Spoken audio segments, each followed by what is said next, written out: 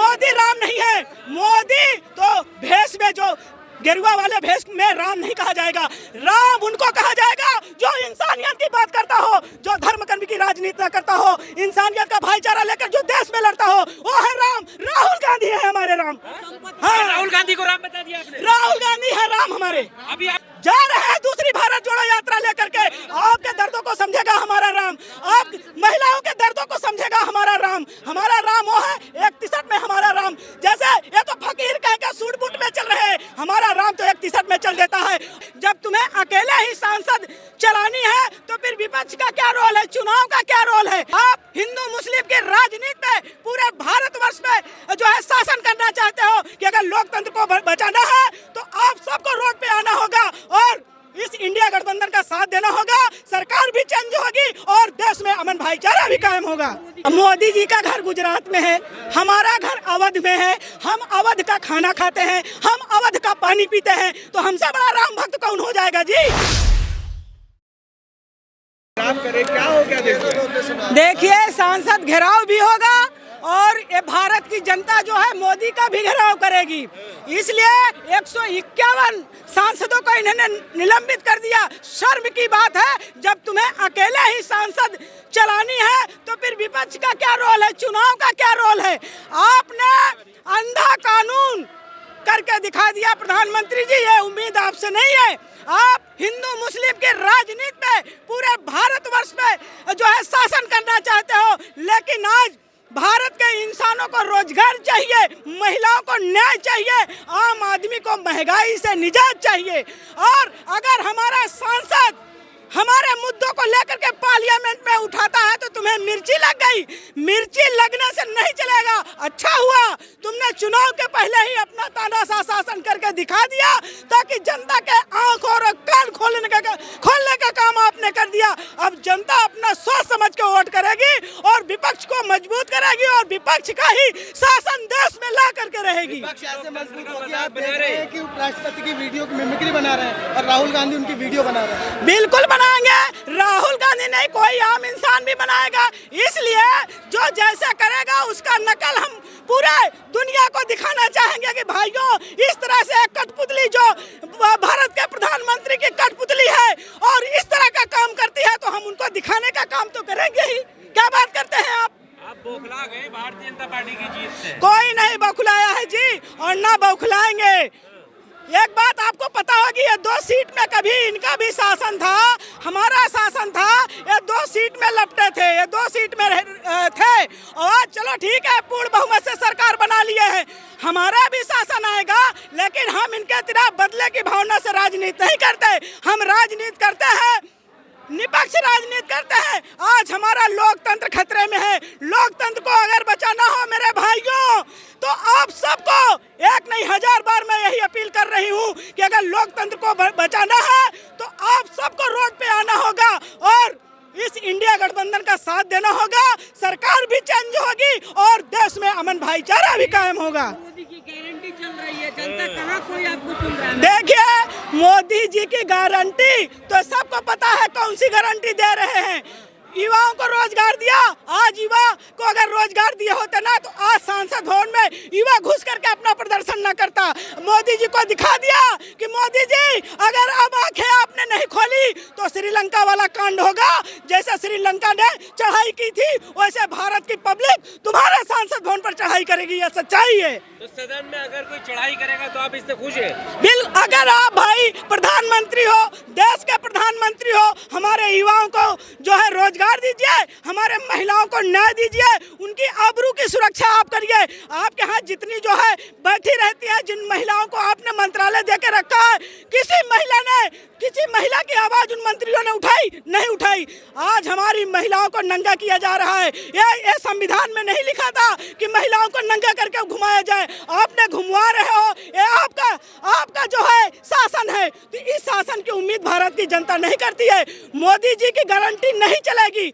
4 महीना और गारंटी चला लो, उसके बाद नहीं चलेगी। 22 जनवरी के बाद मोदी का राम वाला गारंटी चलेगा। आप दर्शन करने जाइएगा श्री राम। भैया आप भी जाएंगे। मोदी जी का घर गुजरात में है, हमारा घर अवध में है, हम अवध का खाना खाते हैं, हम अवध का पानी पीते हैं, तो हमसे बड़ा राम भक्त कौन हो जाएगा जी? मोदी राम हाँ। मोदी जी दिलवाए। हाँ, दिलवाए। क्या राम जी उन्होंने ले आए? राम भगवान त्रेता युग में आए थे, मोदी तो आए 2014 में, और राम भगवान त्रेता युग में आए थे। राम को उन्होंने नहीं लाया, राम आए थे असुरों का संहार करने के लिए।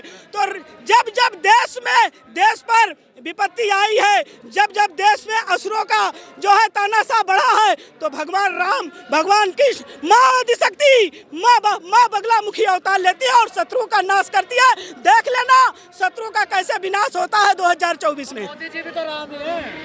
भैया तुम मानो, हमारे लिए तो तुम ही राम हो। हाँ, मोदी राम नहीं है। मोदी तो भेष में, जो गेरुआ वाले भेष में राम नहीं कहा जाएगा। राम उनको कहा जाएगा जो इंसानियत की बात करता हो, जो धर्म कर्म की राजनीति न करता हो, इंसानियत का भाईचारा लेकर जो देश में लड़ता हो, वो है राम। राहुल गांधी है हमारे राम।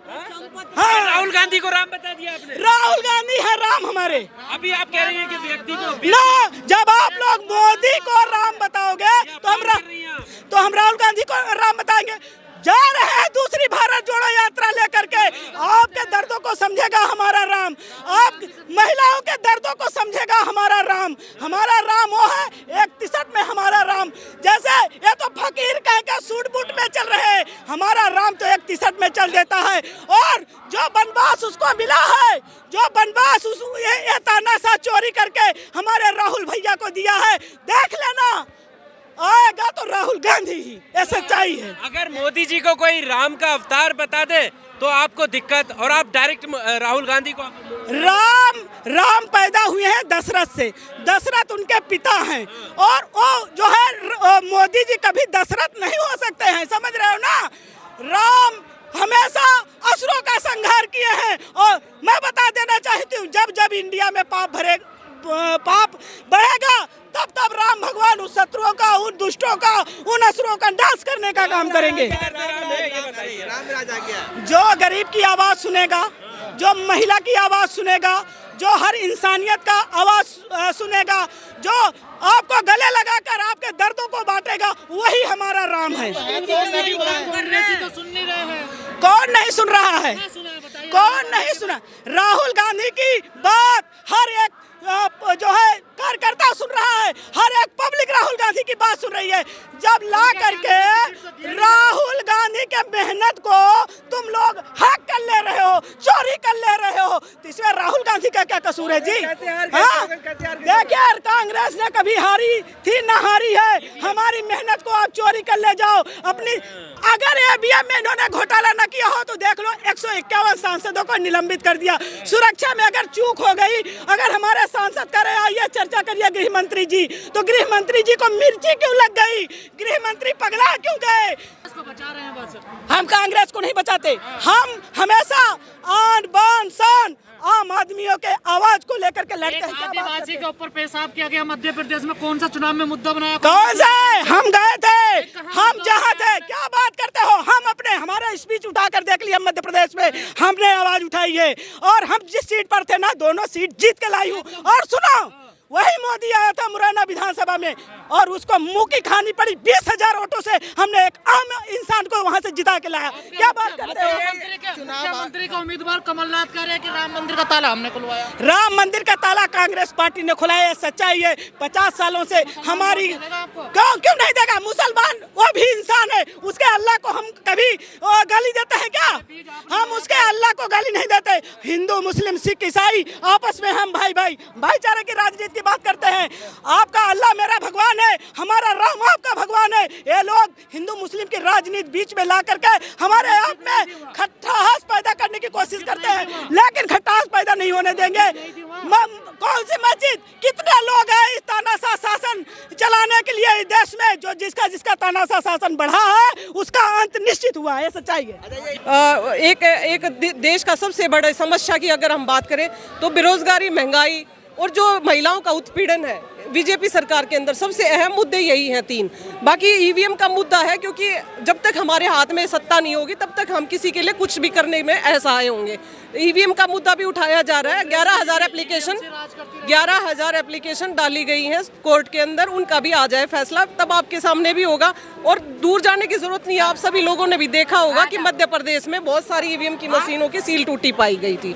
तो ये है कि ये तानाशाह सरकार है, सीबीआई, ईडी, पुलिस, सभी लोग तो इन्हीं के हाथ में है। तो हमारे लिए थोड़ा दिक्कत भरा समय है। और तो जो जितने भी एमपी संसद से बाहर किए गए हैं वो भी तो जनता के द्वारा चुने हुए व्यक्ति हैं, लेकिन उनको भी बोलने नहीं दिया जा रहा। तो लोकतंत्र बहुत खतरे में, आप लोग भी साथ दो, आम जनता भी हमारे साथ चल रही है। अभी ये देखो श्रीनिवास भाई ने यूथ कांग्रेस का कितना बड़ा प्रोटेस्ट किया है, सारे भाई बेरोजगार हैं जितने भी यहाँ आए हैं, कुछ बाहर रोड पे खड़े हैं। तो ये है कि अहम मुद्दे बेरोजगारी और महंगाई है। आप लोग इसमें मत उलझाओ हिंदू मुस्लिम में, क्योंकि आप लोगों का भी ये फर्ज बनता है कि हिंदू मुस्लिम छोड़ के आम लोगों की बेरोजगारी और महंगाई की बात करो कि किस तरह से लोग परेशान हैं। धन्यवाद।